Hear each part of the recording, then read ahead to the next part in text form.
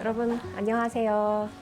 제가 한동안 유튜브 채널을 방치하고 있다가 유튜브 채널을 뭔가 돌려야 되지 않을까, 제가 갖고 있는 요새 드는 생각, 아니면 여러분들이 갖고 있는 고민들, 이런 것들을 나누기 위한 소통 채널을 하나 열었으면 좋겠다는 생각에 유튜브를 시작하게 됐습니다. 뭘 하면 재밌을까 여러 생각을 했는데 일단 소박하게 시작해 보기로 했어요. 여러 생각들이 드는 요즘이라, 특히 저는 정치권에 계속 발을 담았었던 사람이잖아요. 의원이 되거나 당선된 적은 없지만 한국 정치를 정말 진심으로 걱정하고 있는 사람으로서 대선 전국을 눈앞에 두고 여러 고민들이 들었습니다. 그래서 그 고민들을 함께 나눠보고자 채널을 열게 되었고요. 여러분, 앞으로 제가 종종 유튜브로 소식을 전해드릴 테니 악플 다실 분들은 그 영상 끝까지 보시고 그냥 가시고, 같이 함께 의견을 나눠주실 분들은 함께 제 유튜브 채널을 이어서 봐주시길 부탁드립니다. 그럼 시작할까요? 제가 오늘 가져온 첫 번째 고민은 대선을 어떻게 해야 되나에 대한 고민이었어요. 여러분, 대선이라고 하는 대통령 선거가 100일도 채 남지 않았습니다. 진짜 얼마 남지 않았어요. 3개월 남은 거죠. 근데 이 대선을 어떻게 해야 되나? 여러분, 혹시 어디에 투표하실지 결정하셨습니까? 아직 결정 못했어요. 아마 그런 혼란스러움이 허경영 후보라고 하는 후보한테도 보이는 것 같은데, 거대 양당들 중에 누구도 뽑을 사람이 없다. 그러니까 재미삼아, 그리고 포기하는 심정으로 허경영 후보한테 표를 주셨던 분들이 계신 것 같아요. 심상정 후보나 안철수 후보 같은 제3지대 후보자들은 허경영보다 지게 되는 초유의 사태까지 벌어지게 되었습니다. 제 주변에 있는 페미니스트들이나 여성 유권자들은 굉장히 큰 절망의 시기를 보내고 있는 것 같아요. 특히 정치권이 계속해서 반페미니즘 목소리를 키우고 있잖아요. 여성부를 폐지하겠다느니, 여성가족부에 여성 이름을 빼고 성평등 위원회나 사회 갈등 해소위원회 같은 것들을 대통령 직속으로 넣겠다라고 하는 유승민 후보 같은 사람도 야당의 대선 경선에 후보로 참여하기도 했고요. 또 이어서 이재명 후보 같은 경우엔 DC나 펜코 같은 데서 떠도는 이야기, 반페미니즘적 정서를 담은 이야기들을 캠프에 있는 운동원한테 주거나 아니면 자기 SNS에다 퍼나들이기도 했습니다. 아니면 윤석열 후보 같은 경우엔 무고죄를 더 강화하겠다라고 얘기하면서, 사실 성폭력 사건 중에 무고죄로 기소되는 경우는 크지 않고, 기소된다고 하더라도 무혐의로 결정나는 일들이 훨씬 더 많은데, 마치 이제 꽃뱀 이 사건에 휘말려서 무고한 남성 피해자들이 많은 것처럼 몰고 가는 공약들을 내기도 했었습니다. 그 가운데 여성들은 마치 뒷전인 것처럼 보여져요. 화가 나죠. 아니, 나는 표가 있는데 왜 내 표는 무시당할까? 그리고 왜 지금 대선 주자들은 여성의 표를 관심 갖지 않는 것일까? 이런 질문들도 많이 하실 것 같습니다. 오늘 왜 그런지 그 이유를 한번 훑어보고 그 해결법을 같이 찾아보도록 하겠습니다. 제가 생각하기에 이 반페미니즘적 운동의 시작은 물론 많았어요. 백래시의 흐름은 역사도 많고 여러 사건들이 많이 터지지만, 최근에 일어난 정치적 백래시의 시작은 이준석 때부터 시작을 했습니다. 이준석 대표가 잘나서 그렇거나 아니면 뛰어나서 그렇거나 그런 게 아니라요. 사실상 처음으로 30대 대표가 당선되었는데, 그 당선의 과정에 펜코라고 하는 커뮤니티 사이트가 큰 기여를 했기 때문입니다. 거기서부터 이 정치적 백래시가 촉발이 돼요. 사실 정치인들은 표만 있다라고 하면 무엇이든 할 수 있는 사람들 아닙니까? 근데 처음으로 젊은 층 사이에서 커뮤니티를 중심으로 한 조직된 표층이 나타난 거죠.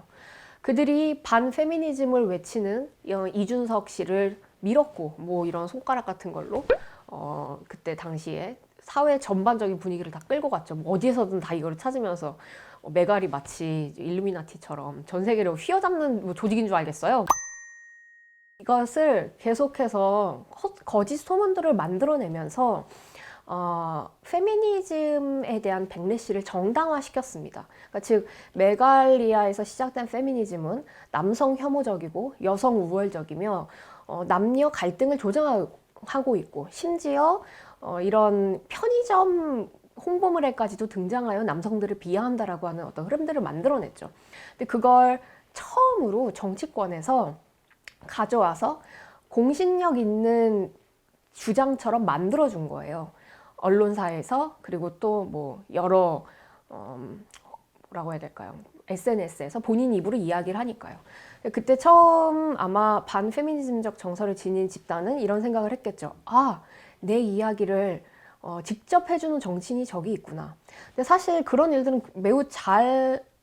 매우 하기 쉽거든요. 정치인들이 되게 굉장히 강한 주장이나 어떤 혐오 어린 정서의 이야기들을 하긴 굉장히 쉬워요. 뭐 저도 뭐 쉽게 하고 싶은데요. 그런 욕망이 끌리기도 하고.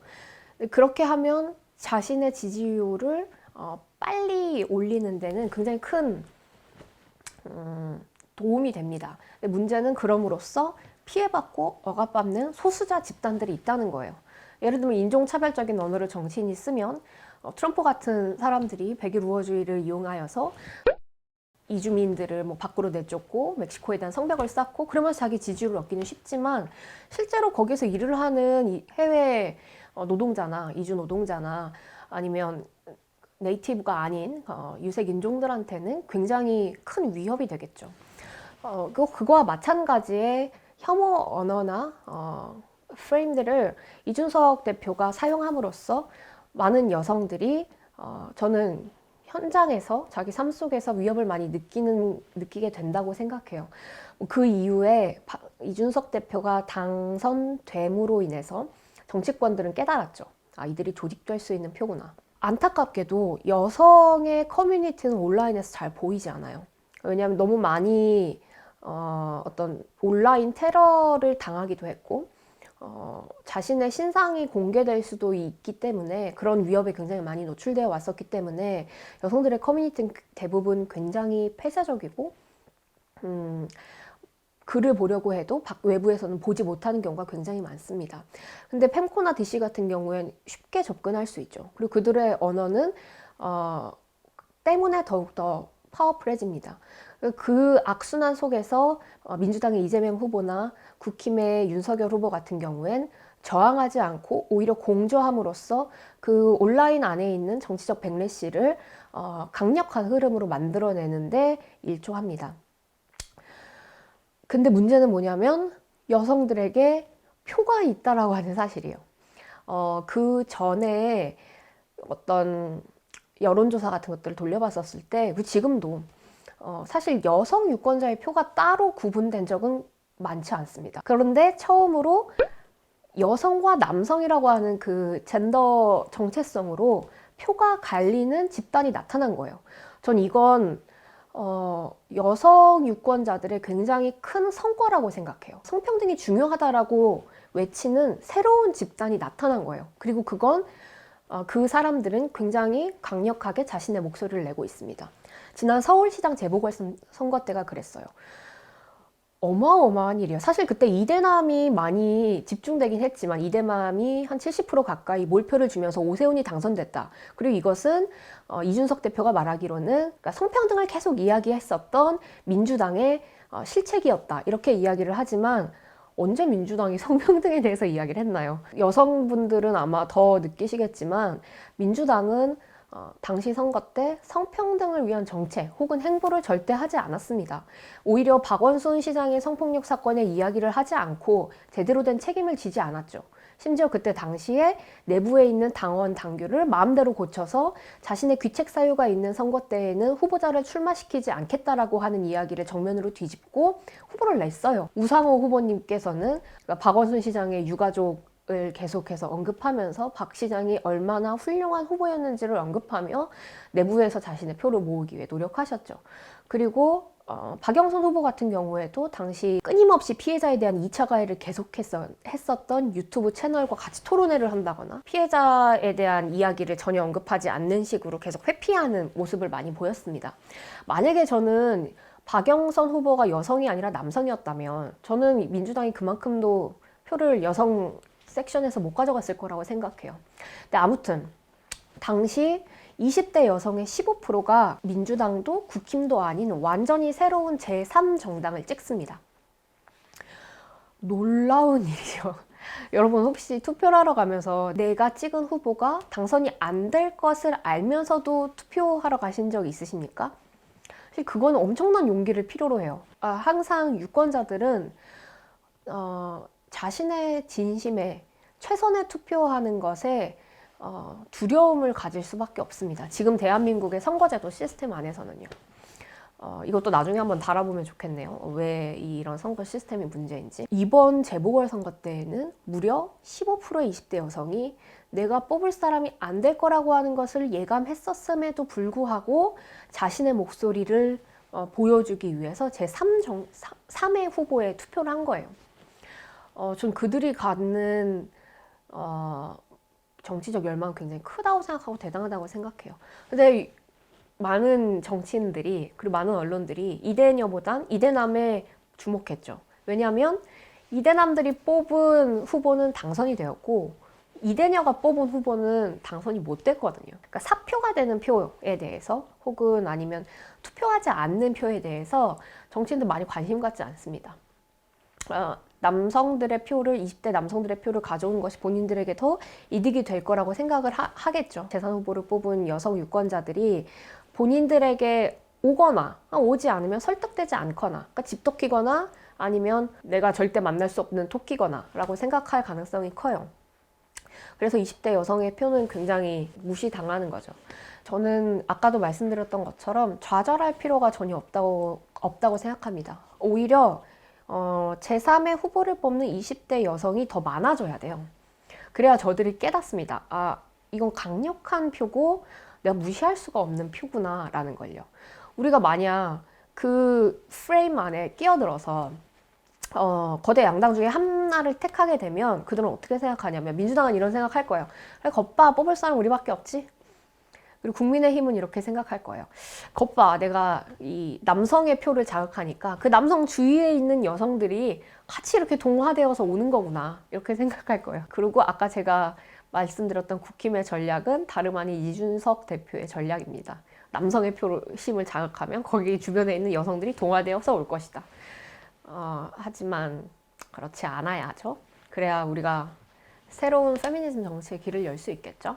저는 이번 대선을 앞두고 여성 유권자들 연맹 같은 걸 하나 만들었으면 좋겠다는 생각도 있지만 아직 그것이 만들어지지 않았으니 이 채널을 보고 계신 분들만이라도 제3의 후보에게 더 많은 관심을 기울여 달라고 말씀드리고 싶어요. 뭐 심상정 후보가 될 수도 있고 안철수 후보가 될 수도 있고 그게 누구든지 페미니즘 여성 정책을 잘 이야기하는 후보자이고 진실성 있게 이 문제에 대응할 후보자를 우리는 선택해야 합니다. 계속해서 대안을 만들어 나갈 수 있는 건 우리들밖에 없다라는 마음으로 투표장에 와주시면 좋겠습니다.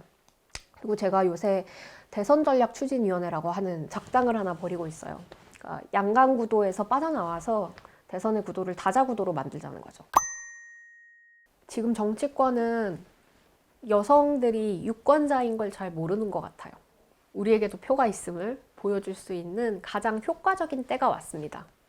후보자, 제3지대에 있는 후보자들이 새로운 판을 만들기 위해 노력해 주셔야겠고 저도 그 주변에 있는 사람으로서 여러 가지 일들을 해나가겠지만 전 제일 중요한 건 유권자들의 의지라고 생각해요. 그리고 거기에 아무리 약해 보이고 별것 아닌 것처럼 느껴질 수 있겠지만 페미니스트들의 표, 여성의 표는 매우 중요합니다. 친구들에게, 가족들에게 이번 대선에 대한 이야기를 꺼내보세요. 그리고 대안을 함께 찾아봅시다. 대안이 만들어지면 그 대안을 함께 실천하고요. 어차피 페미니스트들 다시 과거로 돌아갈 수 없잖아요. 과거의 선거를 다시 치르지 않게 하기 위한 새로운 방법들을 같이 모색해 봅시다. 여러분 혹시 제 채널에서 듣고 싶은 이야기나 아니면 다뤄줬으면 하는 주제가 있으면 언제든지 메일 보내주세요. 하단에 메일 나갑니다. 그럼 저는 다음 이 시간에 찾아뵐게요. 안녕!